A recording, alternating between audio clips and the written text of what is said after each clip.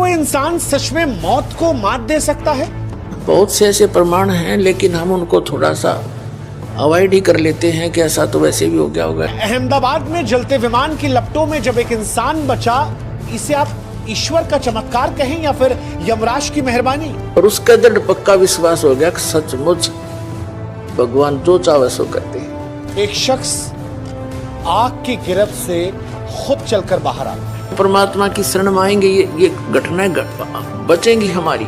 जो मरे उनके चेहरे तक पहचान में नहीं आ रहे, फिर ये शख्स बचा तो कैसे बचा? क्या कोई इंसान सच में मौत को मात दे सकता है? या फिर कभी कभी मौत खुद ब खुद रुक जाती है, किसी के इशारे पर, किसी की वजह से जो शायद हमारी आपकी समझ से परे है?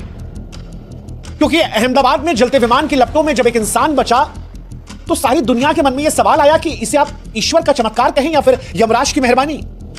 क्या यह किस्मत थी, या सही समय पर सही सीट पर बैठना, या फिर कुछ ऐसा जिसे हम और आप समझ नहीं सकते?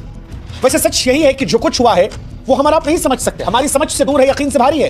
क्योंकि सीट नंबर 11A अब एक सीट नहीं है, एक चमत्कारी कहानी है। एक ऐसी कहानी जो हमें याद दिलाती है कि जिंदगी कितनी भी नाजुक क्यों ना हो, कभी कभी मौत को चुनौती दे सकती है। क्योंकि अहमदाबाद में आसमान से जब एक विमान का जलता हुआ मलबा गिरता है, तब 241 जिंदगियां राख में तब्दील हो जाती है। उनकी पहचान के लिए चेहरे तक नहीं बचे थे, उनकी लाशों को डीएनए टेस्ट करके पहचाना जा रहा है। लेकिन तब एक शख्स आग की गिरफ्त से खुद चलकर बाहर आता है।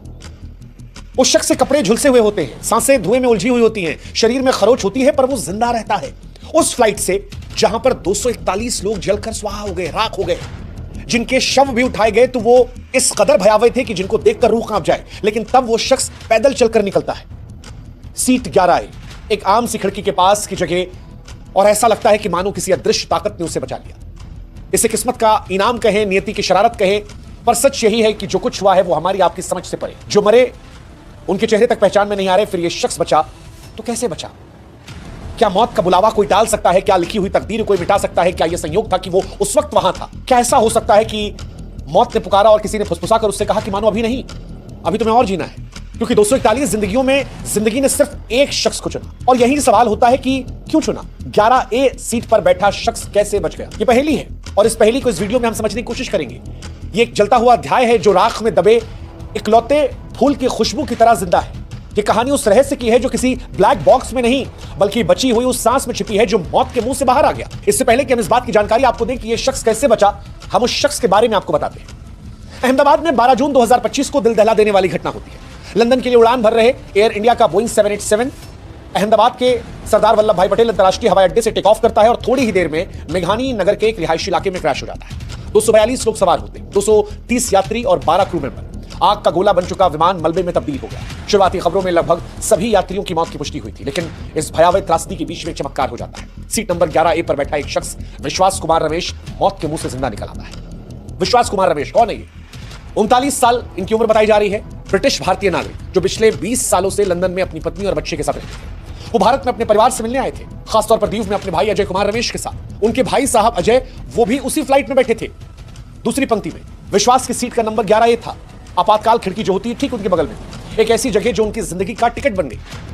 विश्वास की बचने की कहानी इसलिए भी हैरान करती है क्योंकि फ्लाइट के उड़ने के 59 सेकंड के बाद ही यह हादसा हुआ, और 59 सेकंड सोचने समझने के लिए बहुत कम होता है। इसीलिए दुनिया इसे चमत्कार कह रही है कि क्या ईश्वर ने खुद कान में फुसफुसा कर उन्हें छोड़ दिया कि जाओ अभी नहीं। विश्वास कहते हैं कि 30 सेकंड फ्लाइट उड़ती है, उसके बाद धमाका होता है। वो कहते हैं मैं गिर पड़ा, चारों तरफ चीख पुकार थी। जब होश आया तो दिखाई पड़ा चारों तरफ लाशें थी। वो कहते हैं मुझे नहीं पता मैं कैसे बाहर निकला, मुझे नहीं पता कि कैसे मलबे से खींचा गया, एम्बुलेंस से पहुंचा। ये सब कुछ इतना जल्दी हुआ कि मुझे कुछ नहीं पता। हालांकि इस घटना के बाद उन्होंने अपनी फैमिली को कॉल किया, बताया कि प्लेन क्रैश हो गया और उनका भाई कहां पर है उन्हें नहीं पता। उनके भाई इसी फ्लाइट में उनके साथ थे। अजय की कोई जानकारी नहीं और संभवतः वो भी अब इस दुनिया में नहीं है। पुलिस, प्रशासन, लोग, मीडिया सब हैरान है। सब यही कह रहे हैं कि 11A सीट पर बैठा एकमात्र यात्री जिंदा बचा है। कोई कह रहा है कि शायद वो आपातकालीन खिड़की के पास था इसलिए बच गया, कोई कहता है कि वो कूदकर बाहर चला गया इसलिए बच गया। विश्वास को स्थानीय लोगों ने मलबे से निकाला, अस्पताल में भर्ती करवाया। डॉक्टर जो उनका इलाज कर रहे हैं वो बता रहे हैं कि उनके सीने में थोड़ी चोट आई है, आंखों के पास चोट है, पैरों में चोट है। हालांकि वो खतरे से बाहर है, वो खतरे से बाहर है। बिस्तर पर वो बैठ सकते हैं, दर्द के बीच अपनी कहानी को बयां कर सकते हैं। और विश्वास की कहानी सोशल मीडिया पर वायरल हो रही है। विश्वास जब मलबे से लंगड़ाते हुए बाहर निकले, कपड़े फटे थे, चेहरा खून और धुएं से सना हुआ था, तो वो चमत्कार से कम नहीं था। लोगों ने कहा कि जाखो राखे साइयां मार सके ना कोई, किसी ने कहा यह प्रकृति का चमत्कार है, किसी ने कहा कि मानो खुद यमराज ने मना कर दिया। जिंदगी की उम्मीद की प्रतीक बन गई है उनकी सीट। किसी ने कहा कि 11A सीट शायद अब बुक करने के लिए लोग तत्पर हो जाएंगे। लेकिन विश्वास की कहानी सिर्फ चमत्कार की नहीं है। उनके भाई कोई खबर नहीं है। उनके दोस्त दीव से अहमदाबाद पहुंचे हैं। उम्मीद और डर के बीच विश्वास कहते हैं कि मैं अपने भाई को खोजना चाहता हूं, मुझे नहीं पता मैं क्यों बचा हूं, लेकिन अगर मैं जिंदा हूं तो शायद कोई वजह है। अब सवाल यह कि वो क्यों बचे, क्या कहते हैं एक्सपर्ट्स। Seat number 11A। विमान विशेषज्ञ कहते हैं कि 11A उम्मीद की सीट इसलिए बनी क्योंकि यह सीट ना सिर्फ एग्जिट के करीब होती है बल्कि खिड़की के पास होने की वजह से बाहर का रास्ता तलाशने में मदद करती है, इसलिए शायद एक मौका बन गया। लेकिन इन सबसे आगे एक्सपर्ट्स ये कहते हैं कि वो बचे इसलिए हैं क्योंकि शायद उन्होंने तुरंत फैसला ले लिया। दोस्तों, अभी आपने देखी शुभांकर मिश्रा जी की ये वीडियो क्लिप। आइए अब सुनते हैं संत रामपाल जी महाराज के आध्यात्मिक विचार। और उसका दृढ़ पक्का विश्वास हो गया कि सचमुच भगवान जो चाहे सो कर दे। तो इस तरह की घटना हमारे गल घटा करेंगी, क्योंकि भगवान ऐसा ही काम करता है। अपने जन के लिए कहते सोशल सिद्धर मैं करूं, अपने जन के का देख, मेरे ऊपर विश्वास तो करके देखो। एक प्रमाण है कि एक संत परमात्मा कबीर जी का भक्त था और परिवार बड़ा हो गया, उसमें सेटिंग हुई नहीं उसमें, क्योंकि और लोग मानते नहीं थे। वो केरला हिमालय का बच्चा था, घर में भक्ति बन नहीं पा रही थी। उसने जाके एक अंश स्थान पर वहां जल का देखकर व्यवस्था सी और वहां अपना झोपड़ी डाल ली। वहां से फल फूल लावे, तोड़ के खावे और अपना भक्ति करे, दिन रात साधना कर रहा था। एक दिन वो बीमार हो गया और उसने सिद्धांत सा बना रखा था कि पहले मैं मुंह धोऊं, हाथ पैर मुंह धो करके फिर अपना अन्य काम करूं, ऐसा नियम था उसका। जब तक वो हाथ पैर मुंह कुरला वगैरह ना कर लेता था तब तक उसने अपना नियम बना रखा था। बाकी जैसा भी तो वो अन्य कार्य नहीं करता था, कुछ आहार भी नहीं करता था। वो एक बार बीमार हो गया, चलने में असमर्थ हो गया और उसको नीचे जाकर के, काफी नीचे, पहाड़ से नीचे उतरकर ऐसे ऐसे घूमकर तालाब में जाना पड़ता था। वहां हाथ पैर मुंह धोता था, स्नान करता था, प्रतिदिन का उसका कार्य था। उस दिन वो ऐसा नहीं कर पाया तो उसने बहुत चिंता बनी और कसक के साथ मालिक को याद किया, है परमात्मा, आज तक आपने इस दास को कभी भी ऐसे नहीं रहने दिया। आज मैं विवश हो गया और मैं हाथ पैर मुंह नहीं धो सकता, मैं कुछ खाऊं भी नहीं गा। ये सोचकर उसने दृढ़ निश्चय करके अपना लेट गया। एक दिन बीता, 2 दिन बीता, 3 दिन, तीसरे दिन देखा परमात्मा ने कि शायद ये अट्ठी आदमी पर भगत सच्चा है। बाकी इस तरह की आंट लानी नहीं सी भगत ने। फिर भी क्या किया मालिक ने, इतनी वर्षा कर दी, इतना पानी बरसा दिया, कुछ ही समय में पूरी पृथ्वी पर जल हो गया। अब वहां जल तभी पहुंच सकता था जब पूरी पृथ्वी पर 200 से 300 फुट पानी खड़ा हो जाए। वो जहां उसकी झोंपड़ी थी पहाड़ के किनारे के ऊपर, वहां तक जल जब जा सका था उसके, और उठ के चल नहीं सकता तो सब जगह भर दिया, कच्ची फुल कर दिया। पानी उसकी झोंपड़ी के पास आकर किनारे पर डट गया जिससे उसके हाथ जा सके। उसने देखा वो भगवान ने बड़ी दया करी, हाथ पैर मुंह धोया, कुछ खाया पिया। खाने पीने के बाद उसकी चेतना ठीक हुई, उसने देखा सारा जल ही जल। बोले फिर वो रोने लगा दूसरी तरफ से, भगवान मुझे नीच के कारण सारी दुनिया तुम्हारी मर गई, हे परमात्मा मैं पाप का भागी बन गया दाता, अब मुझसे जिया नहीं जाएगा, ये पाप देखा नहीं जाएगा। फिर वो दूसरी तरफ से रोने लग गया।